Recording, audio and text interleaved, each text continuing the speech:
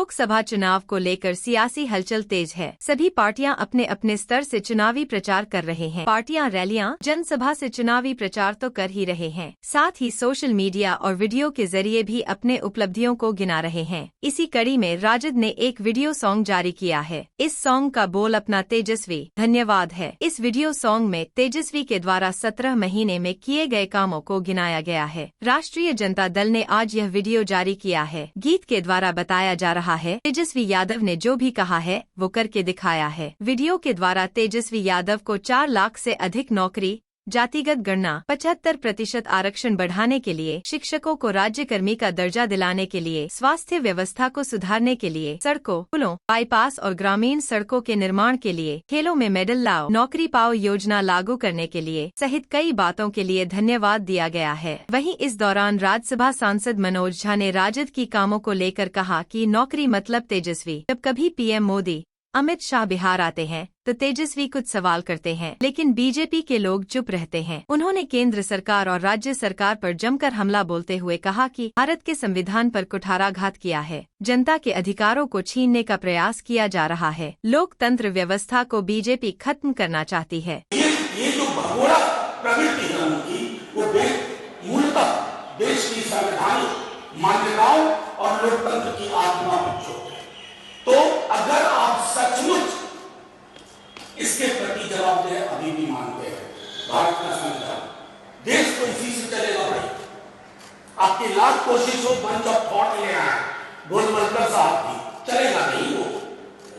लोग भले आपको पिछले चुनाव में वोट कर दिए, लेकिन जहां प्रश्न भारत के संविधान का आएगा, एक वोट नहीं पड़ेगा, क्योंकि हमारी जिंदगी, हमारे सरकार, हमारी सहूलियत, हमारे अधिकार सब कुछ इस किताब से निर्धारित होता है।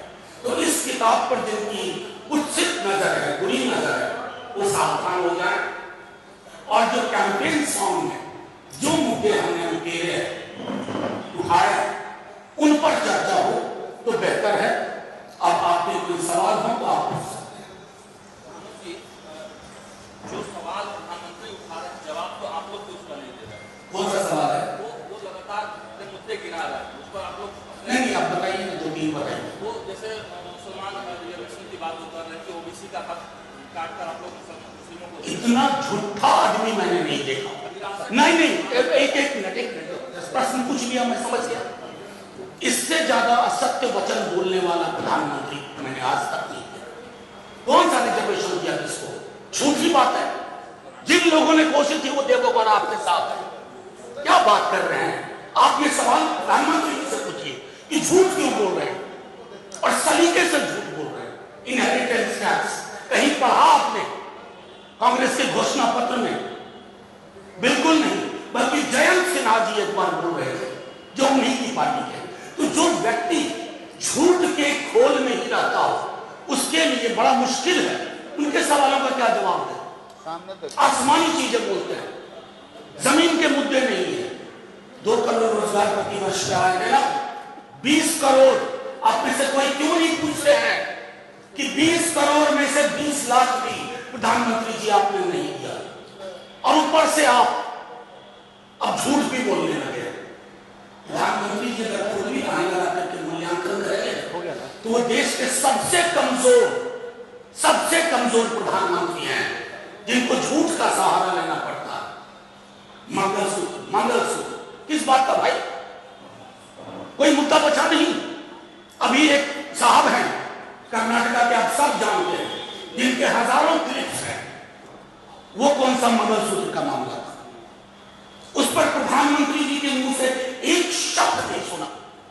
आप कह रहे हैं उसको मजबूती दो, मैं मजबूत होऊंगा। कैसे कैसे लोगों से मजबूती की गुहार लगा रहे हैं। धिक्कार है। देश के प्रधानमंत्री हैं, विपक्ष का कोई अलग से प्रधानमंत्री नहीं होगा। हम शिकायत भी किससे करें? आपकी शिकायत आपसे कर रहे हैं। आप सत्य बोलना सीखिए। असत्य बोलते बोलते आप असत्य की ही दुनिया में रहे। कर्नाटक के जो है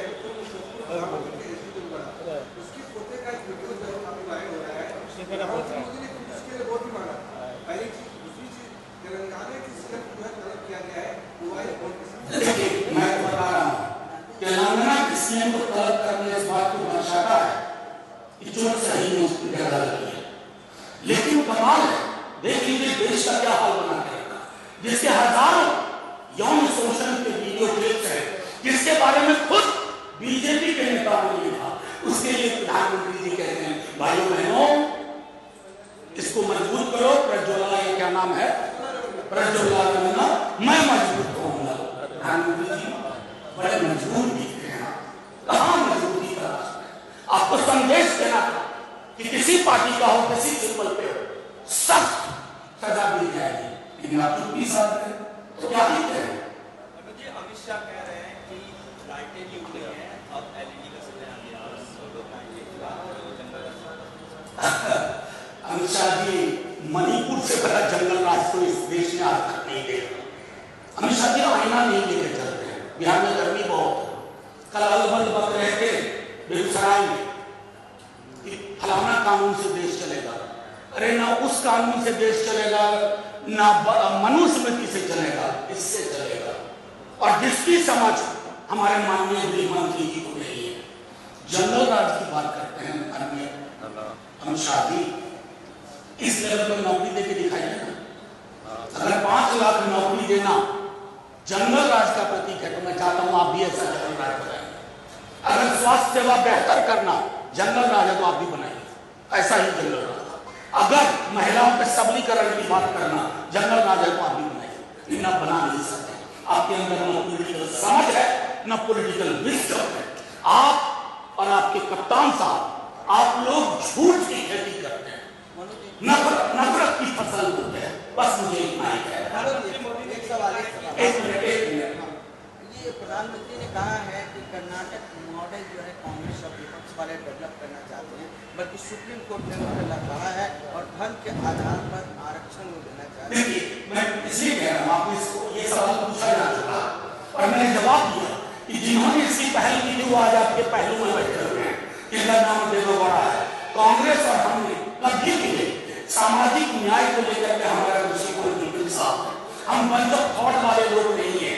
प्रधानमंत्री जी मैं बार बार दोहरा रहा हूं, इस चुनाव में हर चरण के बाद फिसल रहे हैं और ये फिसलन इतनी ज्यादा होती जा रही है कि मुझको लगता है तीसरे चरण के बाद मस्तिष्क की जो सिराएं कंट्रोल करती है कि आदमी क्या बोले क्या ना बोले, उन सिराओं ने अपना काम करना बंद कर दिया।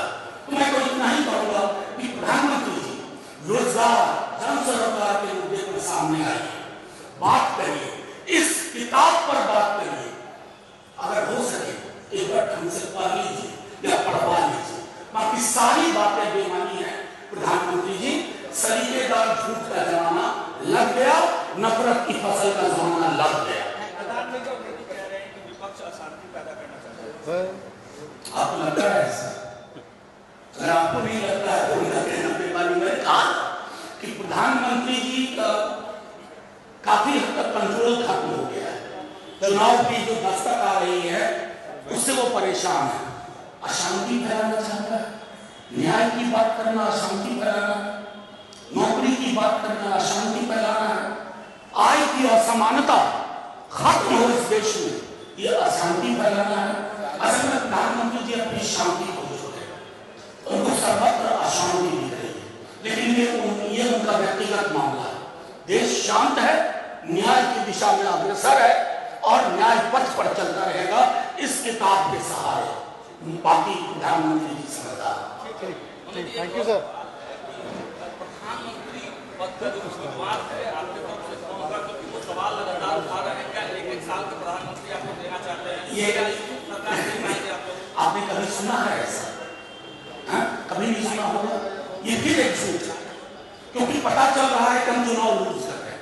अब आप बताइए, भारत के संविधान में व्यक्ति के इर्द गिर्द चयन की कोई प्रक्रिया नहीं है। सांसद अपना प्रधानमंत्री चुनते हैं और व्यक्ति की मोहब्बत आत्ममुग्धता में तब्दील होती है और उसके अंदर तानाशाही प्रवृत्ति जन्म होती है। व्यक्ति प्रेम का नतीजा इस देश में देख लिया 10 वर्षों में कि राजा तेरे सुबह की जाए, राजा तेरे शाम की जाए। हमें ऐसा राजा नहीं चाहिए, हमें ऐसा सुल्तान नहीं चाहिए जिसके सामने उसकी पार्टी के लोग जुबान न खोलें, जिसको एक सीरियल रेपिस्ट के लिए वोट की जरूरत पड़े मांगने की, पैसा नहीं चाहिए। लोकतंत्र सामूहिकता दीजिए। एक बार सांसद बैठेंगे और चयन करेंगे। 2004 का चुनाव लोगों ने बुलाया नहीं है इस देश में। सामूहिकता बहाल करना है इस देश में। लोकतंत्र किसी व्यक्ति के इर्द गिर्द घूमेगा तो लोकतंत्र कमजोर होगा, लोकतंत्र बीमार होगा। शुक्रिया, थैंक यू वेरी मच।